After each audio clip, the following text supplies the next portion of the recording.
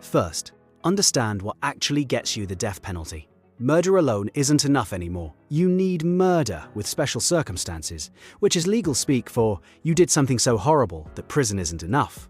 The Supreme Court decided in 1976 that death sentences need aggravating factors. These include killing multiple people, murdering a child, killing a cop, or committing murder during another felony like robbery or kidnapping. Think of aggravating factors like achievement unlocks in a video game, except the prize is a gurney and a 3-drug cocktail. Location matters. Only 27 states still have the death penalty, so don't waste your time in Alaska or Wisconsin. Texas is the obvious choice here, accounting for 37% of all US executions since 1976. They have an express lane. Other solid options include Oklahoma, Missouri, and Florida.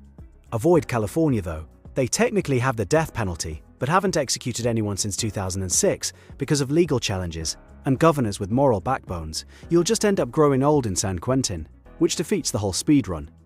Your crime needs to be absolutely undeniable with overwhelming evidence. Security cameras are your best friend. Commit your crime somewhere with HD surveillance that captures your face, your actions, and your license plate. Leave DNA everywhere. Don't wear gloves. Better yet, live stream the whole thing on social media so there's a digital timestamp and thousands of witnesses. Make the prosecutor's job so easy they could win the case hungover. Multiple victims drastically speed things up.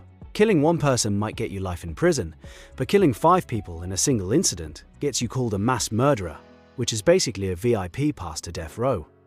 The FBI defines mass murder as 4 or more victims in a single event, so go for 5 just to be safe. Bonus points if your victims include children, elderly people, or law enforcement, because prosecutors love emotionally devastating cases and juries love sentencing emotionally devastating defendants. Make sure your crime is premeditated, meaning you planned it ahead of time. Write your plans in a journal, text your friends about it, Google how to get away with murder on your personal laptop without incognito mode. Law enforcement needs evidence that you spent time thinking this through, because that proves malice aforethought, which is the legal term for this person is definitely getting the death penalty. Commit your murder during another serious felony. Rob a bank and shoot the teller. Death penalty. Kidnap someone and they die. Death penalty. The legal theory is that you're committing 2 separate terrible acts, which somehow makes each one worse. It's like ordering a combo meal except instead of fries you get a lethal injection.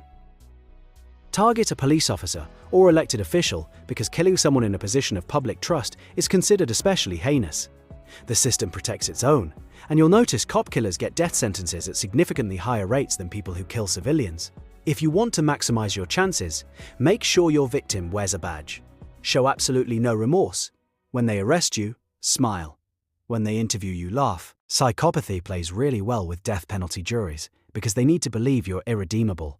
At trial, make eye contact with the victim's family and show zero emotion.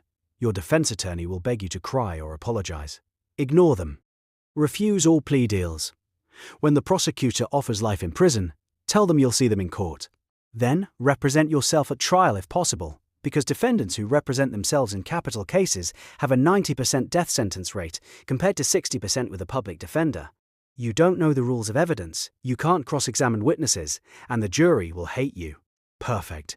Once sentenced, immediately waive all appeals. The average time between sentencing and execution is 20 years because of legal challenges. But you can volunteer for execution. Gary Gilmore in Utah was executed 126 days after conviction because he refused all appeals. That's the world record. That's what you're aiming for. Congratulations, you speed ran a death sentence.